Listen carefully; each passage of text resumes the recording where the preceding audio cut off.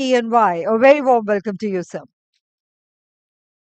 I have the privilege of inviting our distinguished panelist. I invite Shri Piyush Singh. He's Joint Secretary, Ministry of Power, Government of India, and plays a crucial role in shaping India's energy policies at the national level.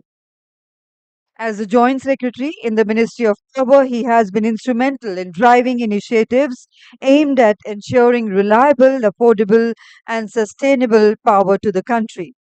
I now invite Sri Ravindra Kumar, Director of Operations at NTPC, who will be sharing the role of NTPC's thermal power operations in maintaining energy reliability. India's largest energy conglomerate, NTPC's leadership in coal and thermal power generation is key to maintaining energy security. I now invite Sri Jigesh Mehta, whole-time Director, Torrent Power. He is known for his dynamic leadership in transforming Torrent Power into one of India's most efficient integrated power utilities. I invite Shri BVS Shekhar, Chairman and Managing Director, CPNCC NPCIL, who has been a driving force in nuclear energy generation. As one of the most reliable baseload energy sources, nuclear power plays a vital role in energy security and India's long term sustainability goal. I have the privilege in inviting Sri Dinesh Batra, Executive Vice President, Hindustan Power, where he oversees strategic initiatives in the power generation sector and is a veteran in the energy industry. And I also have the privilege in inviting Sri Vivek Sharma, Head Energy Strategy Adani Power, who leads the strategic planning and development initiatives for one of India's largest private power generation companies. So, ladies and gentlemen, a warm welcome to session one of today's proceedings on a critical topic, the role of base load plant in energy transition and energy security. The energy sector is facing one of its most significant transformations, and today we'll explore how the base load plants will continue to play an integral role in ensuring the both energy security and a sustainable energy transition. And to set the tone for today's session, we are honored to have Sri Praveen Gupta, Honorable Member of Central Electricity Authority, CEA. Sri Praveen Gupta brings decades of experience in energy sector and will provide a comprehensive context on the role of base load plants in India's energy mix and the challenges in maintaining energy security during the energy transition. His deep knowledge of conventional energy and its modernization will help guide us through the challenges facing the baseload plants. And his expertise will certainly offer us a solid foundation for the panel discussion that follows. So let's welcome Sri Praveen Guptaji for the context setting. Please put your hands together to welcome him. Thank you, Sapna. First of all, on behalf of CA, I welcome you all for session one, which is on role of baseload plants in view of energy transition and energy security. I'll be giving a brief presentation to set the context of the discussions. We have an eminent panel here to answer your queries. Energy transition is now inevitable, and we have to go for energy transition in view of sustainable energy development, as well as basically to secure energy for everybody in the country at all times. And therefore, sustainability and security must be, it's a characteristic of any future power system. So, next slide. So, India power demand has been growing rapidly. Uh, Can we have the slide, please? So, India power demand has been growing rapidly in years to on year-to-year basis, And with regard to peak demand, India already recorded 250 gigawatt on May 30th, 2024. And in 2023, also the peak which was recorded was around 240 gigawatt. Although we were expecting 260 gigawatt of peak demand this year, but because of good rains, we achieved only 250 gigawatts. Which and as per the projections by CA, our power demand is will be growing at a rate of 5 to 6% CAGR up to 2032. And you can see our demand, which is as of now 250 gigawatt, will touch around 366 gigawatt in 2032. You must have seen different figure in the inaugural session. Basically, we are in process of revising the demand figures, and it may reach up to 386 in 2032. Uh, and you can see in 2047, we are projecting around 700 gigawatt of peak demand. And you can see our energy requirement will also triple by 2047. CA has already, next slide. CA has already done some, sorry, this is the India's updated nationally determined contribution targets, which we have set for ourselves. And we have to reduce our emission intensity by 45% by 2030 from 2005 levels, which was in Paris Agreement only 30%, which we have already achieved. And another milestone we have to achieve is around 50% of the cumulative electric power installed capacity should be from non-fossil fuel based power generation, and which we likely to achieve 64% by 2030. Next slide. CA, in form of National Electricity Plan, has already published these projections for 2030 as well as 2031-32. We are in process of finalizing the figures of 2047. These are only tentative figures I am showing. So you can see that right now India is predominantly dependent on thermal generation, which is around 54% of the total installed capacity. As we move forward, our towards energy transition, thermal share is likely to go down to 36% in 29-30 and only 12% by 2047. And whereas you can see that non-fossil fuel, which is uh, uh, now at 46% is likely to go to 88% in 2047. Next slide. In terms of generation, if you see, about 77% of generation as of now is coming from thermal sector, mainly coal. And RE is only including, if you include hydro, it is almost 20%. But in coming years, it will be replaced by RE, which is projected to be 40% by 2031-32, and further increase to 78% by 2047. So you can see that we are moving towards energy transition, and we have very ambitious targets to be achieved to go for energy transition. But the role of coal, we cannot, although it will be declining in the total energy mix, but coal will still play a very major role in providing base load. And as demand is growing at rapid pace, we need to install more number of coal-based power plants for energy security at all times. And you can see the next slide. The CA has projected, based on 384 gigawatt of peak demand, that we'll be needing around 283 gigawatts of coal-based power plants in the country by 2031-32. So we need to plan 80,000 megawatt of coal-based capacity by then, because right now we are at 217 gigawatt, but some plants will be retiring and all those. So we are making a plan to achieve minimum of 80 gigawatts of coal capacity addition by 2031-32, out of which almost 28,400 megawatt is under construction, and they are likely to be commissioned by 26-27. A majority of them. Some projects are going beyond that. And we are, Ministry of Power along with CA is uh, trying that maximum amount of bid can be processed during this year. And we can see that we have already awarded around 11,000 200 megawatt worth of coal-based power plants have already been awarded, and around 18,000 or 19,000 17,000 megawatt are under various stages of bidding. Their bids are open and likely to be awarded soon. But we have to work on this 51,000 megawatt of plants which are likely to come.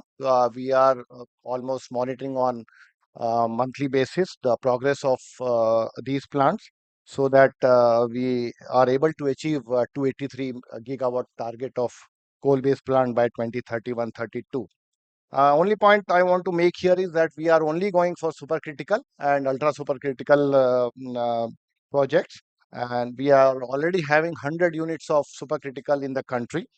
And recently, in the budget, AUSC has also been announced a first of its kind ultra advanced supercritical plant is being planned with NTPC and BHEL, and which is likely to further increase the efficiency of plants to 46%. Right now, ultra supercritical is at 42%, and it will really help us in achieving our net zero target by 2070.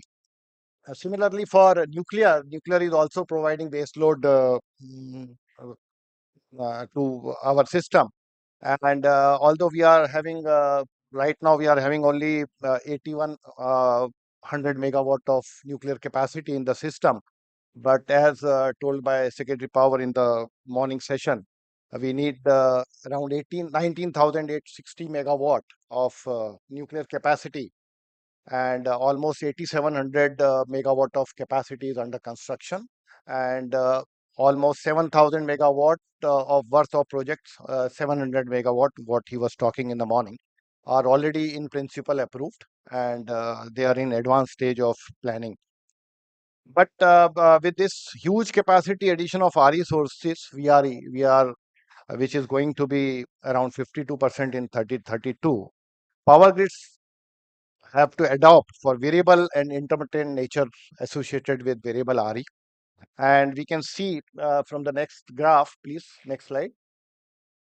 This is very important graph. Next slide. This is the study result, what we have carried out in 2031-32 for a typical day. You can see that the coal plants, which are shown in gray color, they are dispatched. You can see when the solar is at the peak during the afternoon time, coal plants need to go down to a minimum technical level, and there is lot of ramp up, ramp down will be required from coal-based power plants. So they need to be very flexible, and you can see I have just shown the other graph where the on minimum solar day they have to give base load support, because that day solar will not be that much when we require. So on the peak demand day, you can see that coal need to be ramping down and ramping up and have to show with flexible output. But you can imagine the day on the maximum solar day, this will be much more than what is required. So the challenge is what we are envisaging in uh, future power system is the next slide. You can see that for coal plants, frequent ramp up and ramp down will be a quality which is will be required, and although their efficiency may go down when we run those units at low uh, PLF or low load, and RNM will be required to be carried out. Compensation needs to be given to these power plants so that the efficiency hit or O&M increase on account of flexible operation is compensated. So partial load operation will be a key this thing. So retrofit for gas plants, although we all know that there is lack of domestic gas availability in the country, and we are not able to run our plants at the good PLF. They are running at very low PLF because there is no domestic gas available, and imported RLNG is as of now it is costly. But we are thinking that these gas-based power plants can support us during the peak hours as well as during the crunch period when there is a high demand. and we are short of the capacity. So a scheme is being uh, finalized in Ministry of Power for that. Similarly, for nuclear, as of now, if you see you must have seen in the graph that they are almost, we are keeping them constant. They are not flexible at all.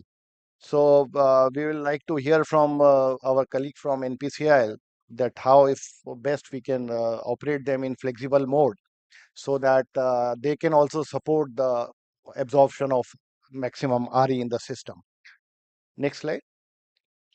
To achieve this energy transition, we have made this plan, but for phasing of R&M, we have done already, so that the retrofit which are required to be carried out to make our plants flexible with the ramp rates required. So CA has already made this phasing plan for all the units, and this is available on CA website. Next.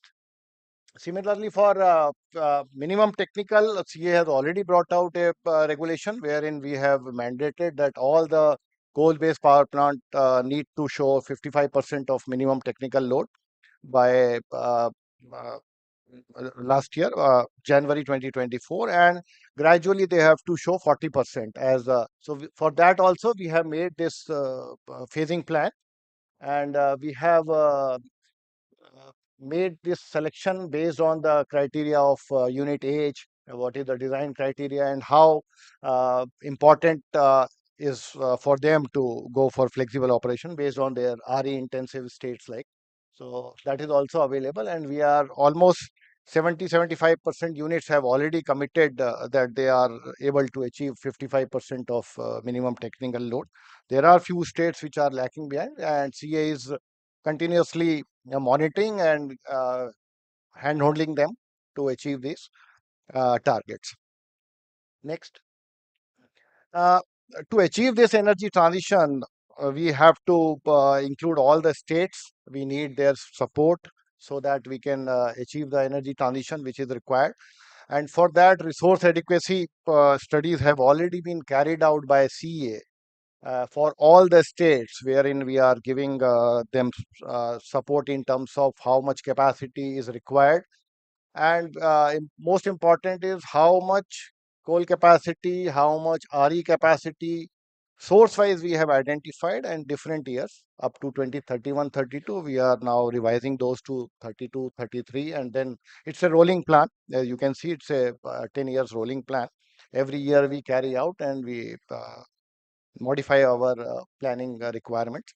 And it is very important. And based on this, all the states are able to plan how much coal capacity is required by them. Because if everybody thinks that they can go in the market and buy it, but from somewhere, market has to also get this power. So we are now telling them that this will be your peak contribution in the national peak. And based on that, you have to tie up. And a small, just a next slide. Just to give a guidance to how much they should tie up, CA has already given some guidelines that if it is towards meeting the national peak, how much you have to show that you have already long-term contracts, medium-term contracts, and short-term contracts. Similarly, for their own peak, because it may happen that their peak is different from what national peak is. So so these two scenarios we have already. These are only guiding factors. Based on state to state, it will vary. So in short, to summarize, next slide. We all know that our peak demand and energy requirement is increasing. Next slide. Yeah. You can see that our peak demand and energy requirement are increasing threefold from present level, and there will be a future shift in energy generation mix from thermal, which is now predominantly, which will go to renewables in future. And role of thermal power plants, which is providing base load, has to be flexible, and they need to show ramp up, ramp down capabilities along with low load operations. And role of gas plants, as of now, in view of shortage of gas, we are thinking that we can come out with some scheme where they can supply during the crunch period. and emissions are likely to peak by 2034-35. This is just an estimate because we are thinking, we are projecting that our coal will peak at around 2034-35. So that's all for context setting. We have a eminent panel here to thank you. Thank you very much indeed, sir, for those informative presentation we had from you and your perspective on the current and the future role of baseload plants has given us much to consider as we move forward in today's discussions. But before we get into the panel discussions, we would like to play a video message by Dr. B. Ananta Nageshwaran. He is Chief Economic Advisor, Government of India.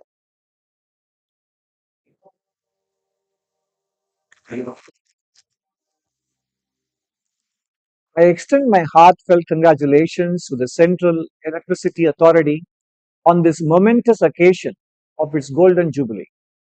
For 5 decades, the CEA has been at the heart of India's power sector, guiding our nation through immense growth and transformation. Their tireless effort and work in planning and policy has laid the foundation for India's energy future, and for that, we are deeply grateful.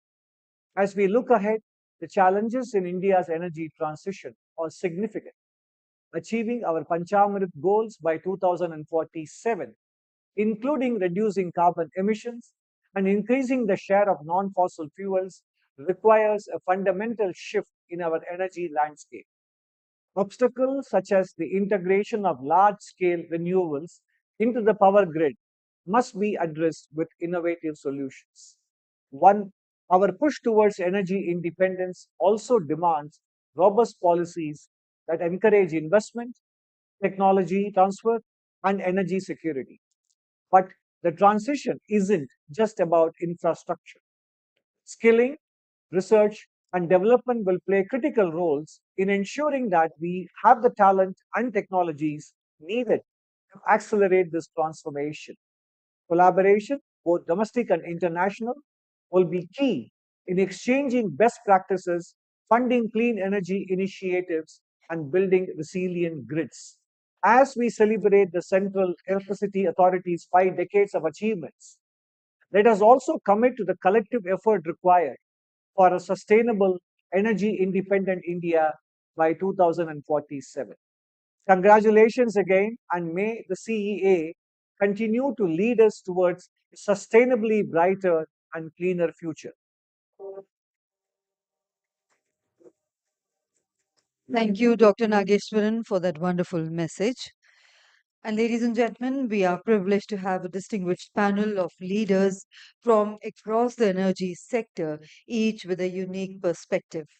And guiding today's panel will be Mr. Somesh Kumar, partner in Ernst& Young, a well-respected authority in the energy sector with vast experience in policy and market analysis, particularly in the fields of power and renewables.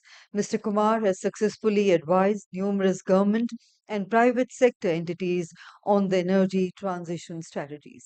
And I have the privilege now in handing over to you, sir, to kindly carry forward the proceedings. And I would like to request you to kindly conclude the panel discussion in about 35 minutes. Oh, Yes, over to you, sir. thank you. That's quite a challenge. 35 minutes. So all to the panelists, to keep their remarks brief.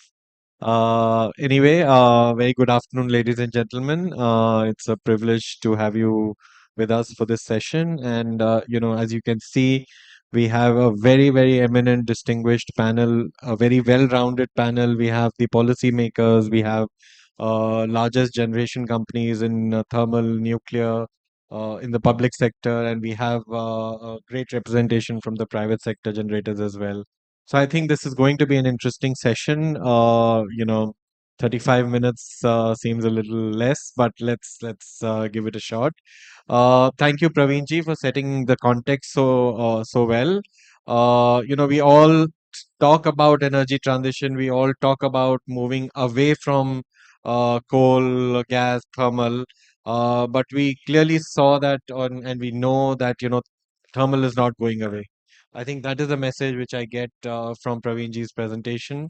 We also saw that almost 80 gigawatts is still under planning, besides whatever is under bidding and other things. But 80 gigawatts is still under planning, so that means we are still going to see more of thermal, and which is very, very, very needed for the baseload requirements.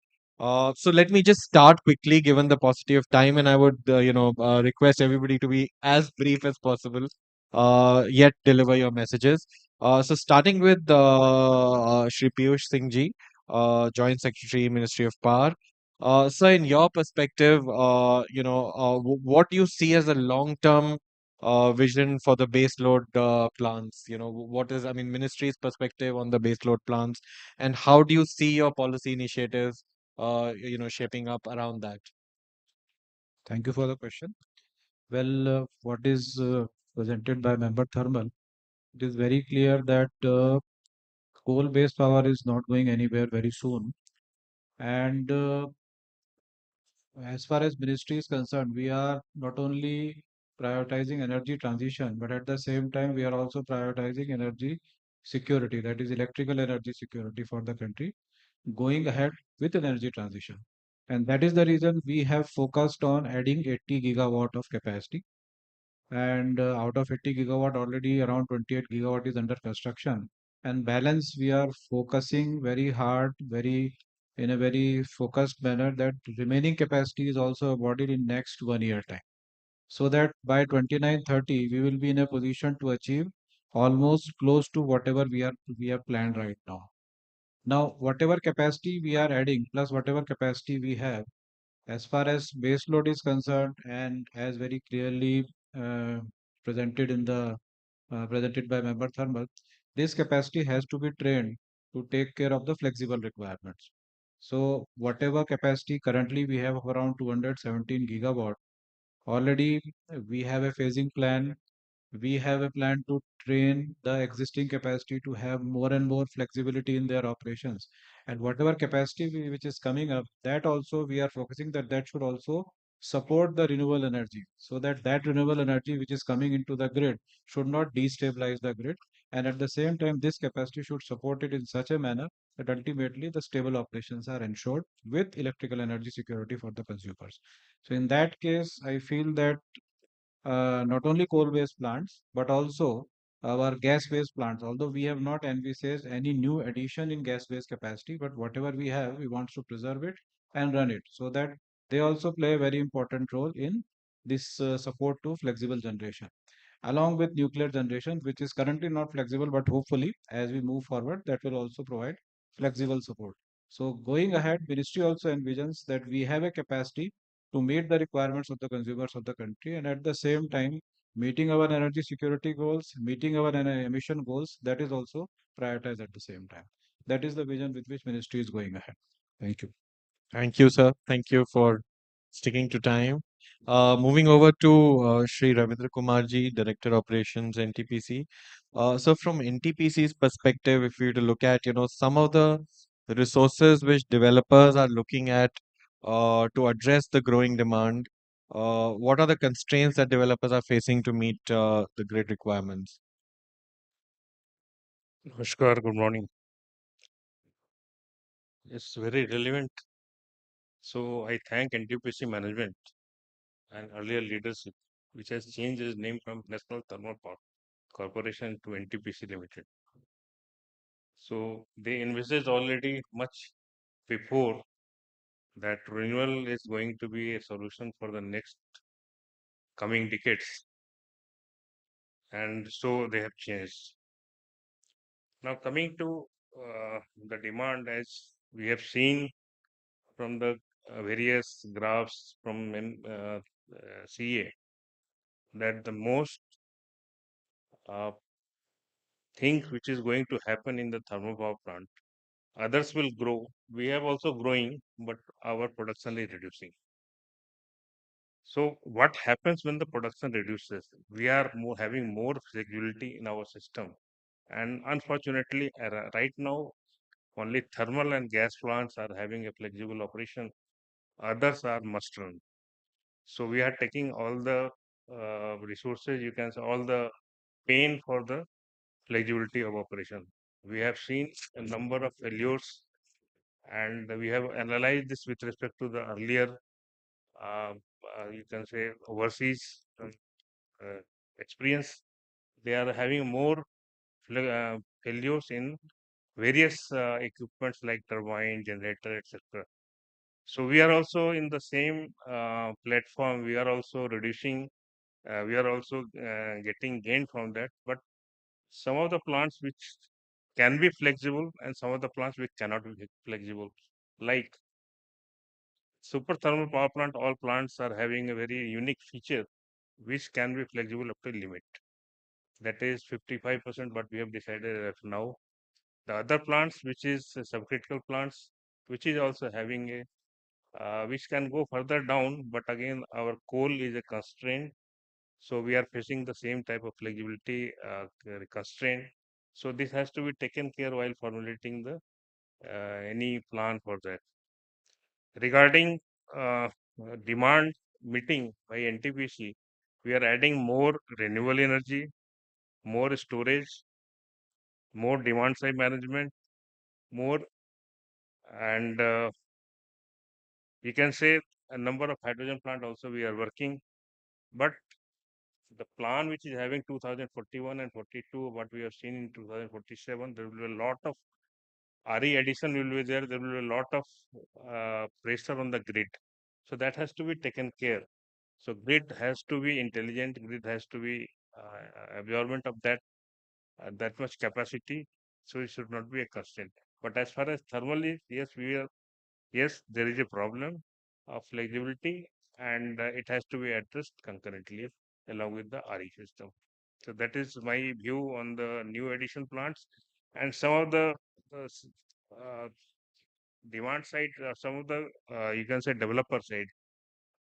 The problem is that many developers are facing the same problem, like uh, supplier chain. Supplier chain are not available. Only domestic chains, you can see a domestic suppliers can be developed, which can supply up to 2070, because 2070 is the where we are going to stop our all thermal units. So up to 2070, if you are planning, then we have to develop our domestic suppliers. So unless we cannot depend on the international supplier. But unfortunately and critically, all the equipments are major equipments are coming from the internationally. So we have to develop our chain within India so that it can be supported in future operations also. That is my view. Thank you. Thank you, sir. Thank you for that very comprehensive view on the thermal side. So thank you so much, sir. Moving on to Mr. Shekhar. Uh, so nuclear is definitely something very interesting and very promising. So, I would like to hear from you, what role do you see for nuclear plants in the growing demand and capacity addition required? And some more add-ons to that. What is your outlook on increasing nuclear capacity and how, can new business models be there, like PPP, joint ventures, etc.? And also the third element is how can the costs be managed? Because obviously it's a high cost, upfront, huge cost and high gestation, requirements. So how can that be managed, particularly given the base load requirements? So a couple of questions. Sir. Thank you. Thank you. Nuclear power in India was introduced with the objective of ensuring long-term energy security. That was the vision of Dr. Bhabha, which we are pursuing till date. Now we are also talking in rather media terms, not so much over centuries, which when we will get there when we get into thorium-based technologies. Second thing is that nuclear is a clean technology. This is something that has to be always considered because its life cycle carbon emissions are comparable to hydro or wind. So that is one thing that has to be kept in mind.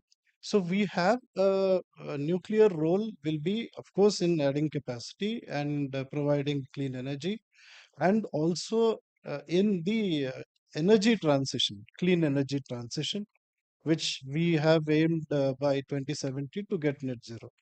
And I just want to again emphasize that this is energy transition. So today, electricity is only, various estimates put it around 20% to the total energy consumption of the country. So we need to look at the 100% energy transition to clean sources rather than restrict only to electricity. So as far as we see a big role in expanding our nuclear power program in the country. Now, Secretary Power had said this morning that we today we are at 8.18 gigawatt. We have just made one more reactor critical last month. We'll be adding two more, and by next year we'll be close to 10 gigawatt, and by 2031-32 we will be around 22 gigawatt. So that will be our capacity addition. Beyond that, also, as he had said, because we have totally indigenous technologies and total supply chain being indigenous, we are planning more fleets of reactors. Initially, I mean, nuclear power plants require very special kind of sites from seismic and other considerations. So we are trying to put in more nuclear power plants at the existing sites, look for new sites, and expand. And another important thing that we are now looking at also is that the hard to abate industries are seeking to decarbonize because it's economical for them, because otherwise they'll be taxed for carbon. So we have modified our robust 220 megawatt reactor design, and we call it Bharat Small Reactor. And this we uh, we have evolved a business model. It is in the process of approval, wherein it can replace the captive power plants. Today, captive capacity is huge in India, and most of it is thermal. So this can replace. It can also give an economic advantage to the private parties because they will be using clean energy. And you must have seen the budget announcement made by the Honorable Finance Minister this year, wherein they have said that using a business model, the private parties will be into this Bharat Small Reactor. It was one of the paras of the budget speech. And as far as the other question was regarding, joint ventures, of course, Sabi is here. We have already entered into a joint venture. We have formed a new company and we are taking it forward. The four reactors of indigenous 700 megawatt. We and both of us are trying our best. Like it's a, they are on the day of the launch. Chairman NTPC had said it's our child. So just as parents, we are pushing it as hard, and we would also like to enter into more joint ventures. So, but the critical thing that has to be kept in mind is that nuclear industry has got special safety security requirements, and so there will be some kind of oversight hand holding and all, even with large private participation, but private participation will go ahead. So that is the government's policy that has been announced in the budget. We'll take it forward. As far as cost is concerned, well, cost is something, it is inevitable because of the large safety requirements, but we are already working on how to reduce the cost. I mean, there are three things that common sense things, but we are working on them. One is that we finish the projects as early as possible so that the interest during construction is low. And two, we try to find, you know, cheaper sources of financing. Is not very easy, but that is one thing. I mean, if you go for foreign exchange loans, there is FERV. If you go for domestic markets, then there are other high interest rates. So this is one thing we are optimizing and trying to look at cheaper financing. And third thing is, of course, we are also looking at innovations in our own design to see if we can reduce the base cost. So we are working on multiple fronts in this regard. Thank you. Thank you, sir. Thank you for addressing all the three questions very well. Uh, Moving on, in the interest of time, we have three representatives from private sector, from Torrent Power, from Hindustan Power, and Adani Power. So a common question to all of you, what is your outlook in the long run for the power sector, particularly from a base load perspective? I mean, all of your companies are looking at both thermal and renewables, but how do you contribute? How do you think of contributing towards base load? And also, are there any specific technologies or strategies that you're focusing on to support energy transition other than coal or gas? We can start with Torrent Power, Mr. Jigish Mehta. Yes, so if you look at the current scenario, I think India has embarked on a journey where in the short run we are coming up with we are trying to install around 80 gigawatts of capacity, which would be one of its kind because since last 10 years there has been no capacity addition. So that is one area. So while and which is giving equal opportunities both to private as well as the public sector. The recent tenders that we have been seeing specifically from states like Maharashtra, Uttar Pradesh, West Bengal is giving reasonable opportunity for private sector also to participate in this journey. In the long run, I would say that our take on this is that today we are at a 210 gigawatts of renewable capacity. We are trying to target 500 gigawatt by 2030, which is addition of 300 gigawatts. That is around 62 gigawatts in a year, which is a formidable ask that we are asking from because we also are into renewable sector currently already I mean either operating or under construction of 5 gigawatt of capacity and the challenges and issues are equally there also. So looking to that, I would say that while 2030 the targets of 80 gigawatt is there, in the longer run also looking at how these renewable sector, I mean new capacities come in as well as the existing capacities are able to achieve that. There would be demand coming from states apart from that, and over and above that, what Praveen ji has mentioned that the conversion from the normal plants to supercritical plants would also be another area. So by and large, we feel that two areas, I mean, two reasons for which thermal will play an important role. Obviously, one is that increasing demand which is there, which needs to be sufficed by a more stable base capacity and load. And second is would be that with renewable coming in, flexibility and complementary power requirement is going to be massive with storage is also being talked about, but large storage plants will take its time to come into it, and hence that it will play a significant role in that. On the second question, new strategies that we are looking into it, obviously, as the renewable journey is unfolding, now we are moving from more pure solar, pure wind plant to more complex solutions where we are talking of dispatchable power in true sense rather than where we are talking of a combination of solar, wind, and batteries. And with battery prices now becoming, I mean, going down, I would say rather storage prices as a whole going down, these solutions are going to be an important part of the overall future strategies that one would be thinking into it. And second, obviously, an interesting opportunity would be the emergence of allowing private players also into the nuclear sector would be another area that other than the conventional plants that one would be looking at.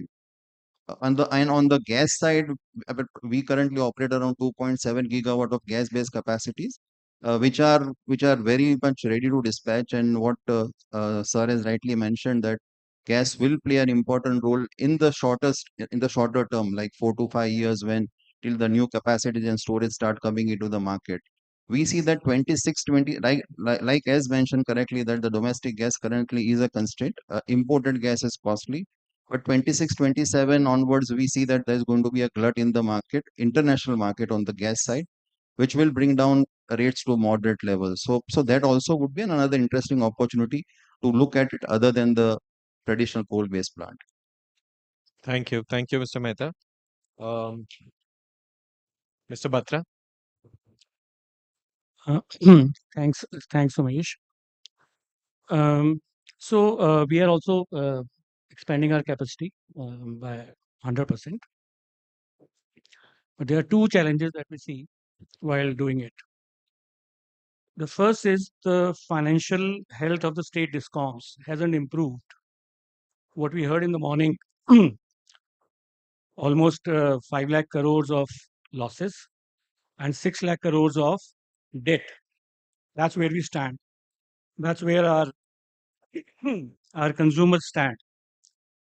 Because way back in 2003, when we started with Electricity Act 2003, the idea was to open the market. We all want the merchant market to expand, but that will require complete freedom to the market. Our actions are completely inconsistent with what we want. If you look at over last 5 years, how we have looked at the merchant market, if we want to grow that market, that's the only way we will have large private investments coming into the sector, whether it is thermal or solar or whoever. So the first step, that first area where we need intervention by the policymakers is on the power market side, on the merchant market. Let's give a lot of freedom there. Until we do that, I'm not sure whether we'll get the investments, because our dependency is right now only on state discoms, which is not good. So that's one. Number two, on the flexible generation, as my colleague from NTPC was saying, where do we have the success stories? Our entire planning is that हमें इतना renewable add करना है, उसके लिए हमें thermal को क्या करना है? Now that's not the right way, as that's my opinion. Somewhere we have to first look at our machines, our own thermal machines, and we have to decide our regulations. We have to draw our regulations accordingly. We still have not seen success stories around flexible generation. There are a lot of steps being taken in terms of testing the machines. It will require huge investments also for retrofitting the machines to have the ramp up, ramp down rates that are being desired through regulations. However, we need to also look at, while we are deciding the regulations, let's look at FGD example. 2015, 9 years back, we decided all thermal power plants will have FGDs. After 9 years today, 50%, almost 80%, 90% of NTPC capacity is there with FGD, 30% of SEPs, hardly 5-10% of IPPs. But today we are deciding that no, we actually don't need FGDs. So my request is that we have staggered rollout of all such regulations which require a lot of technology support and a lot of investments. Because as far as private sector when comes, they don't have Section 62 PPAs, which is a benefit available only to NTPC.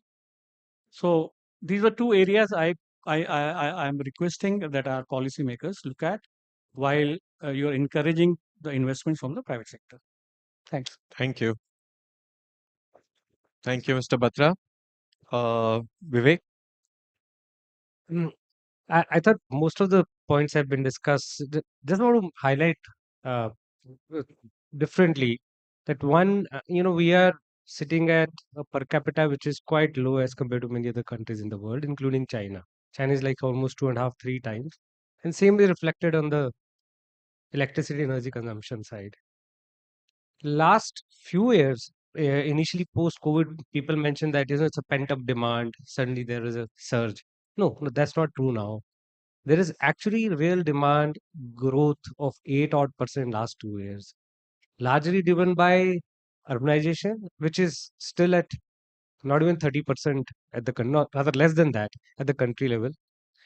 Um, then the also the PLI focus on manufacturing, this China plus policy that a lot of manufacturing thrust is there in India.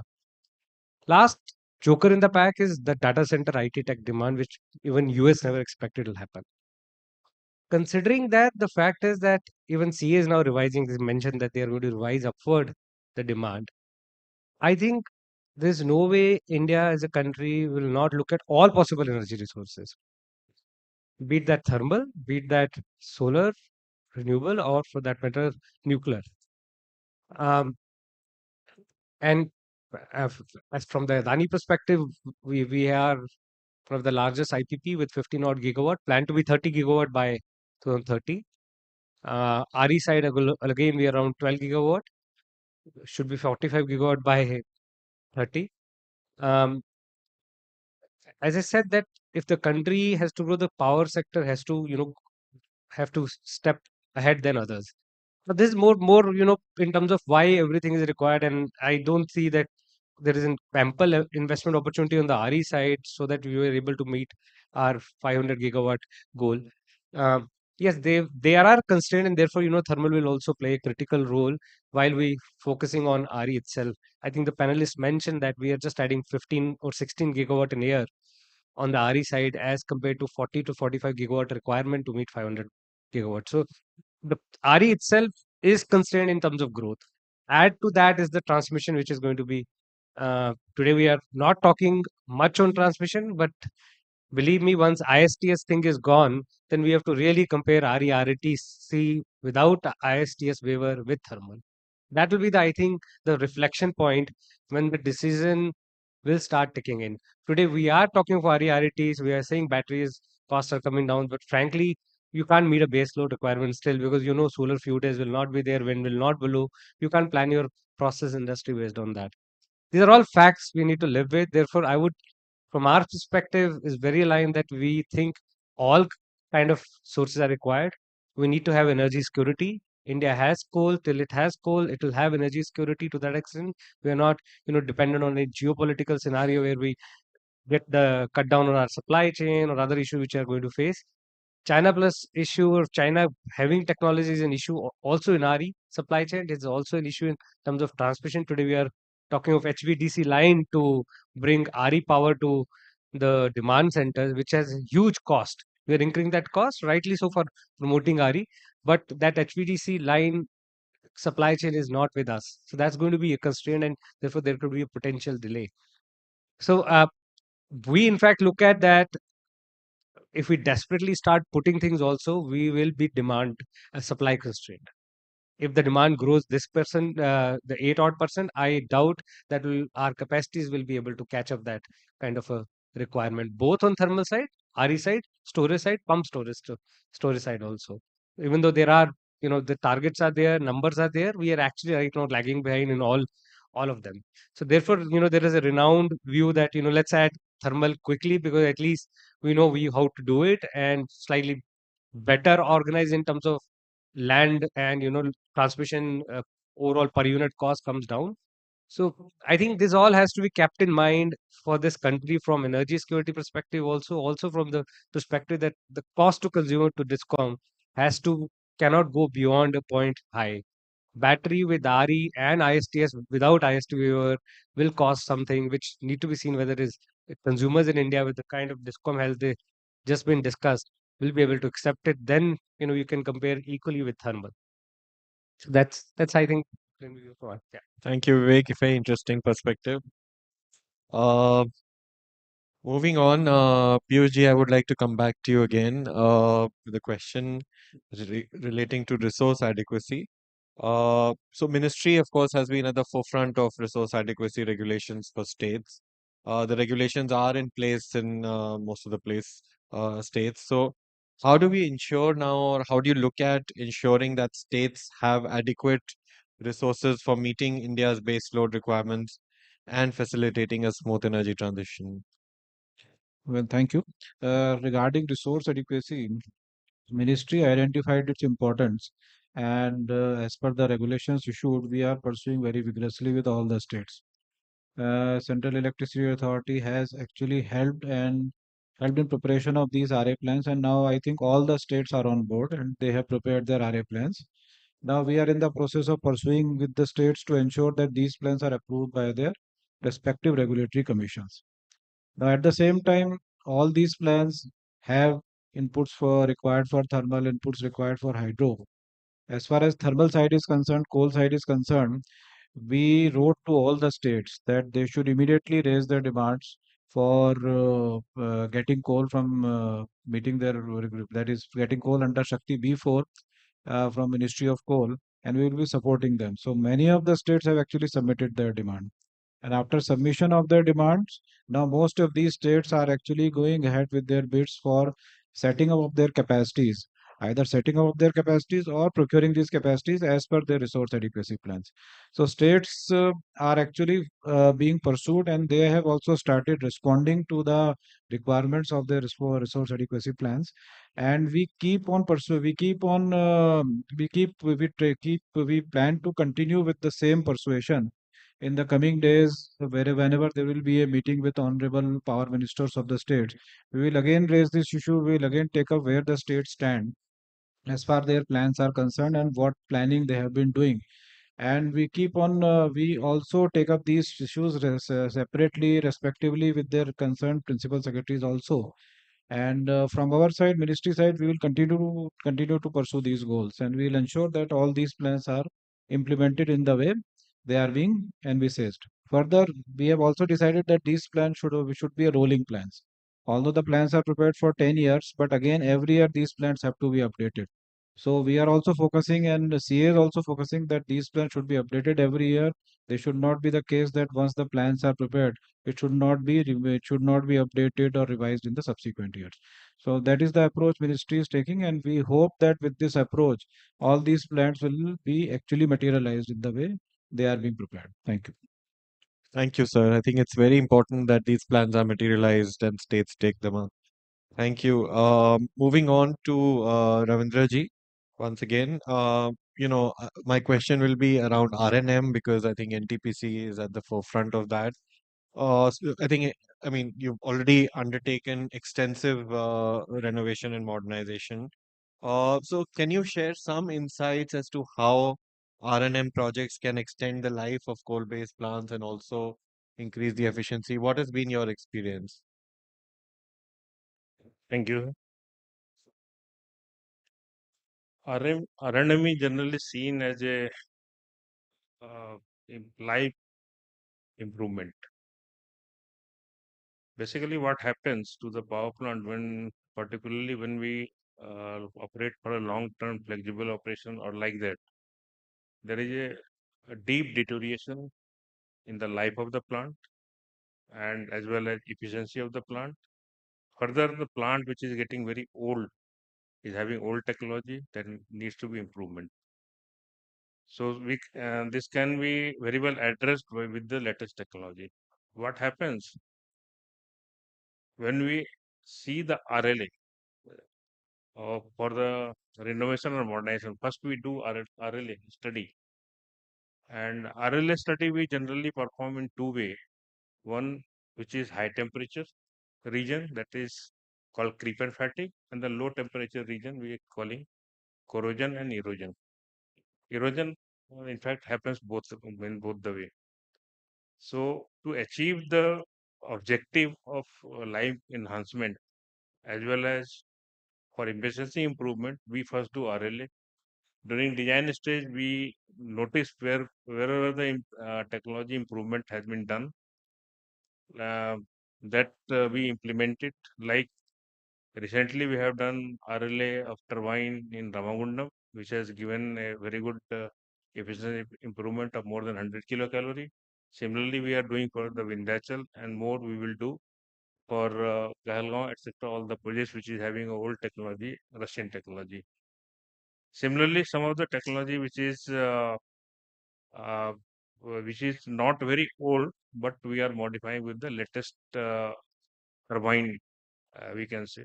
Further, we are improving, we are changing the boiler feed pump, we are implementing VFD, we are improving the efficiency in the FD fan, ID fans. So ultimately, what we are achieving is we want to improve the heat rate.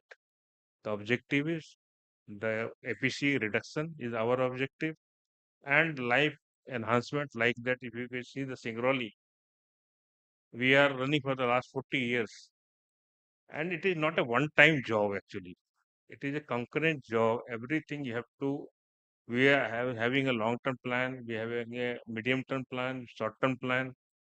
So when we go for shutdown, we during the overall we do a lot of RLA. We do generally thickness measurement. We change. We do boiler modifications for avoiding erosion corrosion. So all is a part of RLA. So in that way, You can say it is a very well established procedure in NTPC. We improve our plant life as well as plant efficiency, and this is very much successful in NTPC. I can vouch for that, and this is also saving the per megawatt cost, which generally happens with the old unit. Suppose a 3 to 4 crore per megawatt we are implementing for renovation and modernization of coal plant and achieving the same energy efficiency level what we are getting with the new plant. So we can avoid a high cost implementation like 10 to 15 crore per megawatt. So that is the potential you can get. So very well, we can run the plant with RNM for another 15 years or like that. So that is the advantage of, and we vouch for that. And this is very successful story for the NTPC. Thank you. Thank you, sir. Thank you again. Very important for baseload R&M. Coming to Shekhar sir, to you. So nuclear plants, in India mostly must run. Which offers very little flexibility, so to say, for baseload. But in certain countries, certain other countries like France, etc., we've seen that the nuclear plants are also flexible in nature. So, what is your view in India? Should we continue the way we are right now, or can we make it more flexible? Uh, I just wanted I'll make 4 points. The first one is of principle. Why are we pushing so much RE? It is to decarbonize the sector, isn't it?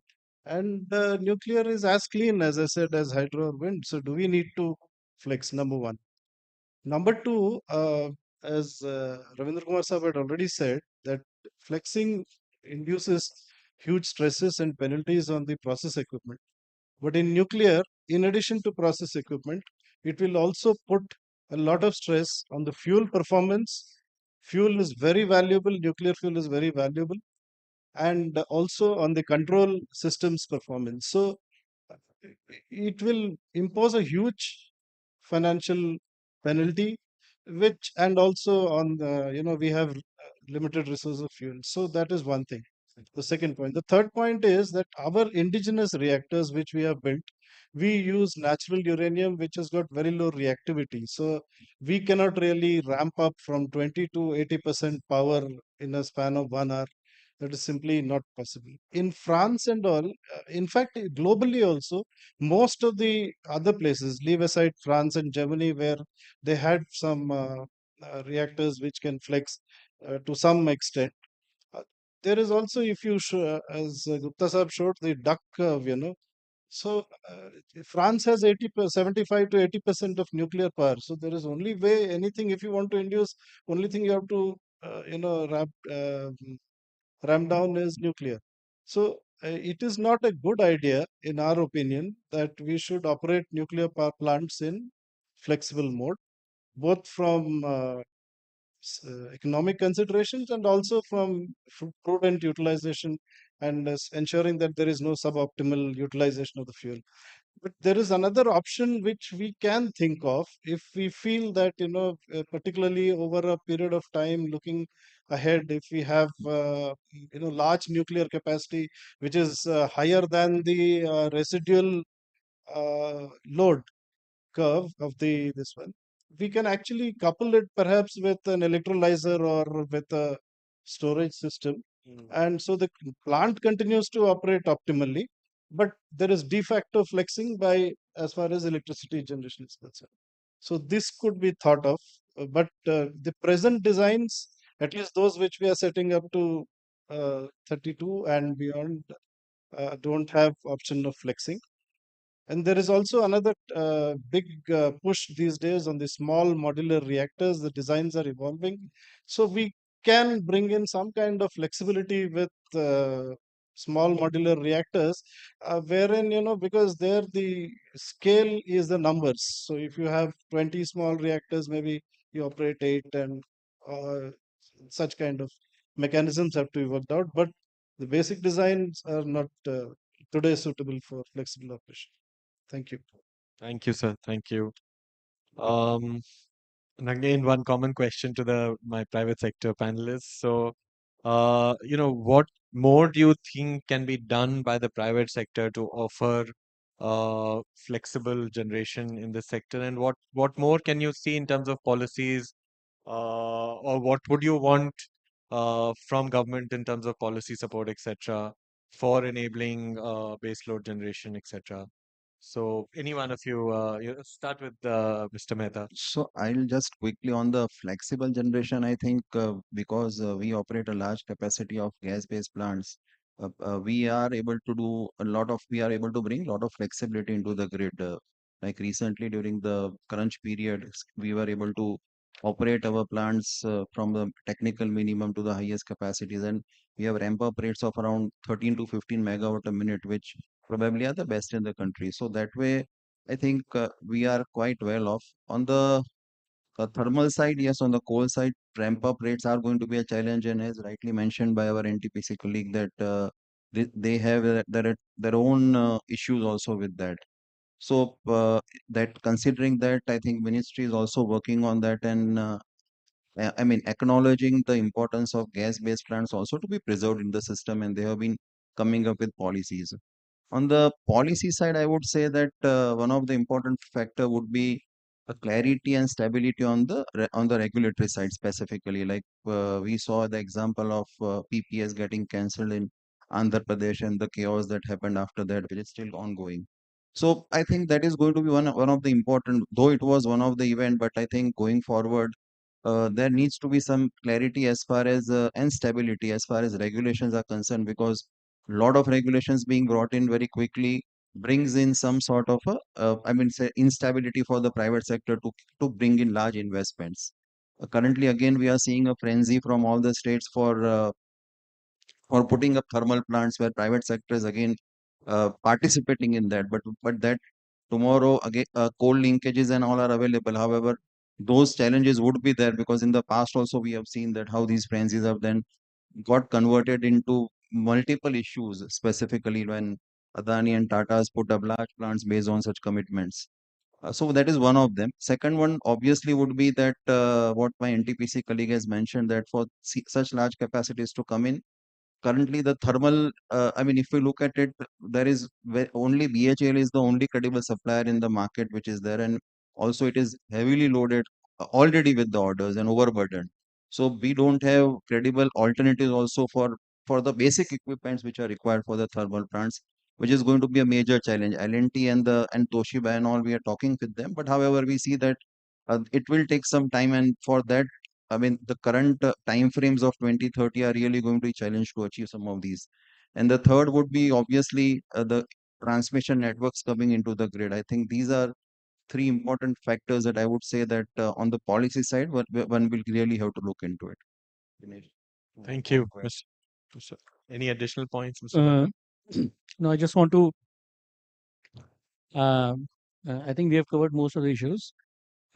Just want to reiterate the point that when we talk of flexible generation, I think we are hitting in the wrong direction.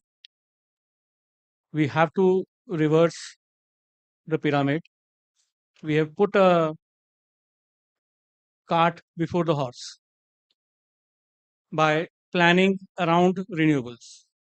We have to plan around thermal, how much flexible generation can be done, and accordingly, we have to look at how much renewables can be integrated with the grid. Especially the point that my colleague sitting here was making, that the only scalable storage is battery storage, and it is still not commercially viable. So all the more reason that until unless that happens, our planning should be with the base of thermal. That's the first point I wanted to make. And second thing, as I was saying, that somewhere if we have to bring in investments in the sector, in UP, let me give you a data point, small data point. We were talking about smart meters in the morning. In UP, in total, against a population of 23, 24 crores, we have only less than 3 crore connections, household connections. Out of that, 50% have come only over last 4 years under Saubhagya, over last 5 years. Now, when we are putting smart meters, we don't know how the rollout is going to happen.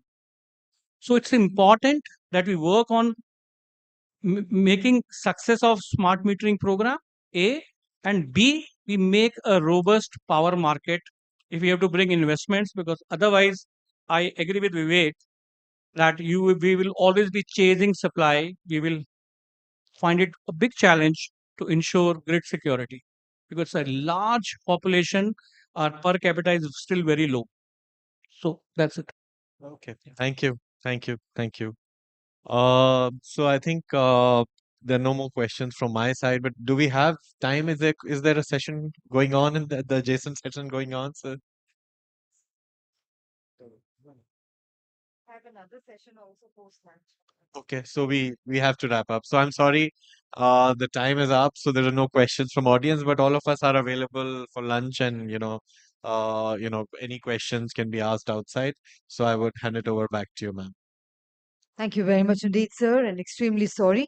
The session is not over yet. I would request everyone to kindly remain seated as I invite Shri Praveen Gupta, Member CEA, for the concluding remarks and to kindly propose a vote of thanks for this session. Once again, over to you, sir.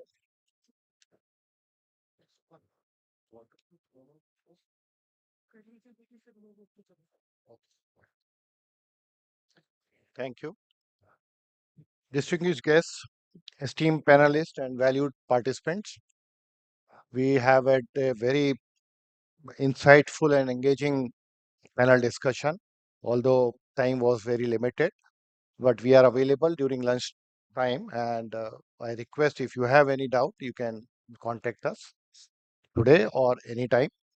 I would, on behalf of CA, I would like to express my deepest gratitude to our panelists. Your contribution have been invaluable in shedding light on the complex issue of energy transition and energy security. Special thanks to session moderator Shri Somesh Kumar, partner E&Y. Your efforts have ensured that today's discussions were both fruitful and impactful. Last not the least, I would like to thank all of you, the audience, for your engagement and participation in today's dialogue. Uh, Together, let us continue working towards a sustainable, secure, and resilient energy future. Thank you.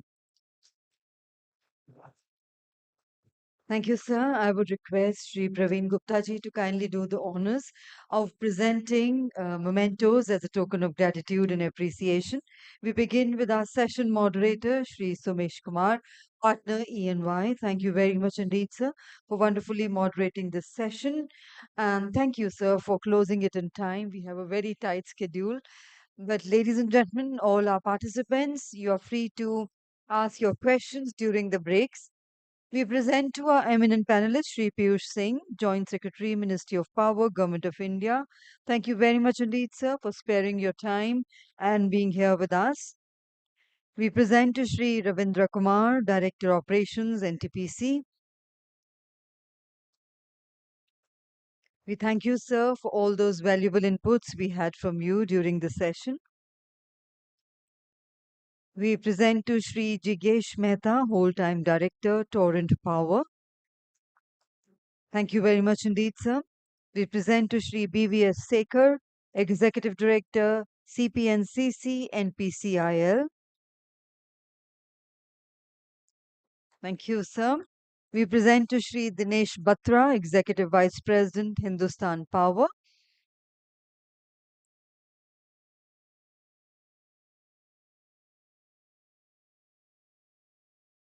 And to Sri Vivek Sharma, Head Energy Strategy, Adani Power.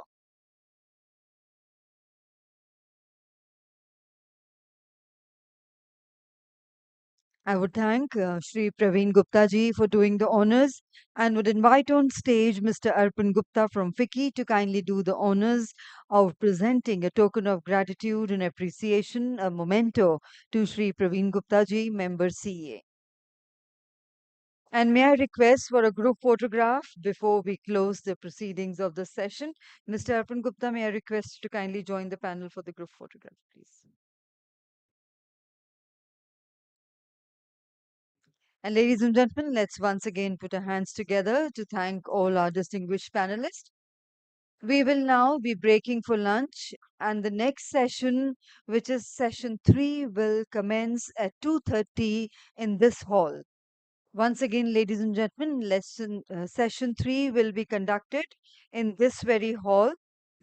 Session 3, the topic I would like to inform you is on capacity building and human resources, will be conducted in this hall, hall number B, from 2:30 p.m. So please enjoy your lunch and kindly be back in time for the next session, that is session 3. Thank you.